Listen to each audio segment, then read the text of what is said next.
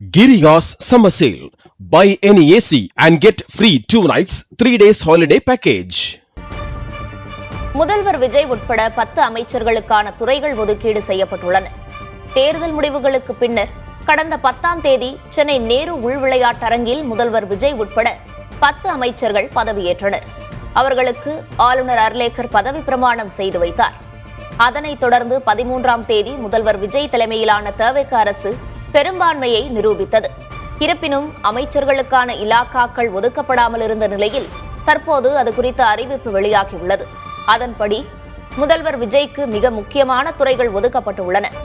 காவல், உள்துறை, பொது நிர்வாகம், மகளிர், இளைஞர், குழந்தைகள், மாற்றுத்திறனாளிகள் நலத்துறைகள் முதல்வர் விஜய்க்கு ஒதுக்கீடு செய்யப்பட்டுள்ளன.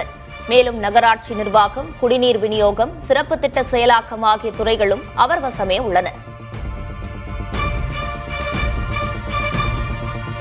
முதல்வர் விஜயுடன் பதவியேற்ற 9 அமைச்சர்களுக்கான துறைகள் என்னென்ன என்பது குறித்து அறிவிக்கப்பட்டுள்ளது. அதன்படி தவிக பொதுச் செயலரும் தியாகராய நகர் தொகுதி எம்எல்ஏவுமான என் ஆனந்திற்கு ஊரக வளர்ச்சியும் நீர்வளத்துறையும் ஒதுக்கீடு செய்யப்பட்டுள்ளன. மேலும் வறுமை ஒழிப்பு திட்டம், நீர்ப்பாசனம், சிறு பாசனம் ஆகிய துறைகளும் அமைச்சர் என் ஆனந்த் வசம் உள்ளன. அதேபோல் ஆதவ் அர்ஜுனாவிற்கு பொதுப்பணித்துறை, நெடுஞ்சாலைத்துறை, விளையாட்டுத்துறையும் ஒதுக்கப்பட்டுள்ளன. சீனியர் அமைச்சரான செங்கோட்டையன் நிதி அமைச்சராகியிருக்கிறார். அமைச்சர் அருண்ராஜுக்கு மக்கள் நல்வாழ்வுத்துறையும் மருத்துவ கல்வியும் ஒதுக்கீடு செய்யப்பட்டுள்ளன. வெங்கட ரமணனிடம் உணவுத்துறையும் பொது விநியோகத்துறையும் ஒப்படைக்கப்பட்டுள்ளன.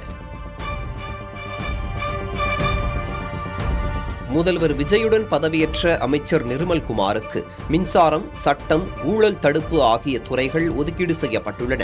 இவர் மதுரை திருப்பரங்குன்றம் தொகுதியில் வெற்றி பெற்றிருந்தார்.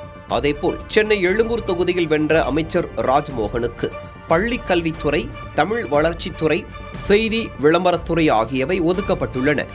காரைக்குடி தொகுதியில் வென்ற அமைச்சர் பிரபுவுக்கு கனிம வளத்துறையும் சுரங்கத்துறையும் ஒதுக்கீடு செய்யப்பட்டுள்ளன. சிவகாசியில் வென்ற அமைச்சர் கீர்த்தனாவுக்கு தொழில்துறையும் முதலீட்டு ஊக்குவிப்பு துறையும் ஒதுக்கப்பட்டுள்ளன. தவிக அமைச்சரவையில் விசிக இடம்பெறுமா என்பதை திருமாவளவன் அறிவிப்பார் என அக்கட்சியின் துணை பொதுச் செயலர் வன்னியரசு கூறியுள்ளார். அதிமுகவினருக்கு அமைச்சர் பதவி வழங்கக்கூடாது என்ற விசிக பொதுச் செயலர் ரவிக்குமாரின் கருத்தே கட்சியின் கருத்து எனவும் அவர் தெரிவித்தார். முன்னதாக வன்னியரசு விழுப்புரம் மாவட்டம் திண்டிவனம் தலைமை தபால் நிலையம் எதிரே நீட் தேர்வை ரத்து செய்ய கோரி திராவிடர் கழகம் நடத்திய ஆர்ப்பாட்டத்தில் பங்கேற்றார். ஏற்கனவே தலைவர் அவர்கள் சொல்லியிருக்கிறார்கள், தலைவர் அவர்கள் அறிவிப்பார்கள். அறிவிக்கும் முறை உங்களை போன்ற விடுதலை சிறுத்தைகளும் அதற்காக நாங்கள் காத்திருக்கின்றோம். அதிமுகவினர் வந்திருக்கின்ற அதிமுகவில் பெரும்பான்மையா வரல அப்படிங்கிற அடிப்படையில் அதை சொல்லிட்டோம். அது ஜட்ஜ்மெண்ட் அடிப்படையில் சொல்லப்பட்ட கருத்து. அது அந்த கருத்து தான் எங்களுடைய கருத்தும், விடுதலை சிறுத்தைகளுடைய கருத்தும் அந்த கருத்து தான். Giriya's summer sale. Buy any AC and get free 2 nights, 3 days holiday package.